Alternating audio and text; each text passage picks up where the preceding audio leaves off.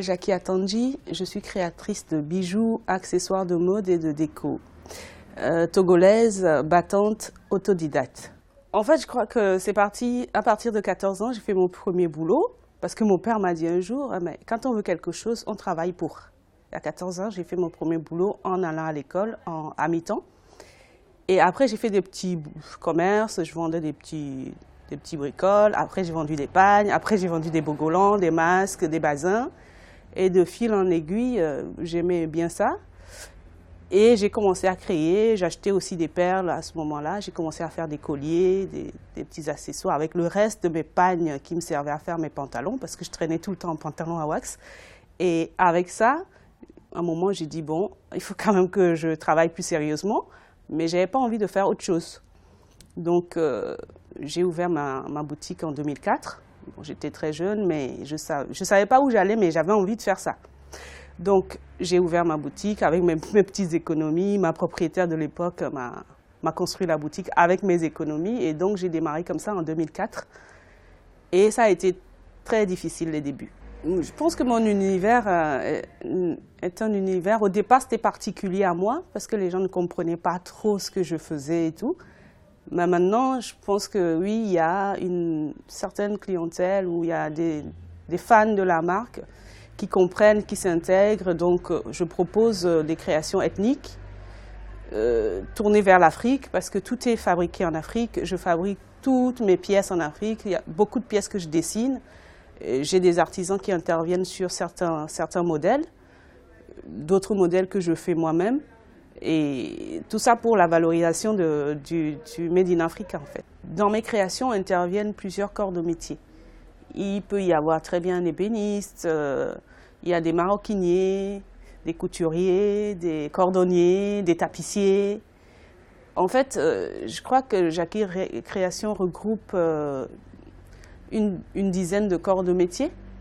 Nous essayons de privilégier vraiment le fait main, que tout soit fait à la main. Nous fabriquons nos produits, mais de bout en bout. C'est ça qui fait la force de Jackie Création. C'est de pouvoir combiner aussi plusieurs savoir-faire, que ces savoir-faire ne se perdent pas. Et c'est ça qui fait notre force, en fait. Je suis une créatrice un peu compulsive, donc j'utilise beaucoup de matériaux que je trouve lors de mes voyages. Donc au départ, j'utilisais le wax et quelques années après, j'ai utilisé du bogolan, j'utilise du cuir et j'utilise des tissés mains que je trouve au Sénégal, en Côte d'Ivoire, au Burkina. Je vais pas mal au Mali, donc je me fournis aussi en matière première là-bas. Dans mes bijoux, j'utilise des perles, du bois, du bronze. Ma boutique au Togo a été ouverte en 2004. S'appelle Jackie Création, c'est au quartier Kodjoviakopé. J'y vends mes créations de bijoux, d'accessoires de mode, de vêtements et de déco. Après, j'ai ouvert une autre boutique à Dakar en 2017, où j'avais envie de m'implanter depuis un moment, depuis 2008. Mais ça, c'est pas fait parce que trop de boulot. Et donc finalement, j'ai une boutique qui s'appelle Ethnic Chic by J, qui est au quartier Mermoz, où je présente pareil mes créations d'accessoires, bijoux, déco, des sacs, des pochettes, des vêtements. Voilà. En fait, je pense que tout est parti de ce moment-là quand j'ai décidé d'ouvrir ma boutique et Jackie Création est la première marque d'accessoires au Togo parce qu'il n'y avait pas de ce créneau-là. Et donc, les gens se sont attachés vraiment à la marque et tout se faisait que par le bouche à oreille. À l'époque, il n'y avait pas Internet, il n'y avait pas WhatsApp, il n'y avait pas Facebook. Et il y a vraiment beaucoup de gens qui portaient mes bijoux parce qu'ils ont flashé, parce qu'ils aimaient l'ethnique. Et de fil en aiguille, ça a fait un truc que moi, je n'ai pas maîtrisé. Il fallait juste travailler, il fallait juste être là, Voilà, donc je pense que le milieu de la mode est très fermé en Afrique, mais quand on travaille très dur, je pense qu'on y arrive. Et quand on fait des choses bien finies, on y arrive. Entre autres, j'ai participé au Bimode au Togo. J'ai participé souvent à la foire de Paris où les fans commencent à être de plus en plus nombreux et attendent Je fais beaucoup d'expo-ventes dans la sous-région, entre Abidjan, Dakar. Et je pense que c'est ça qui contribue à faire connaître la marque.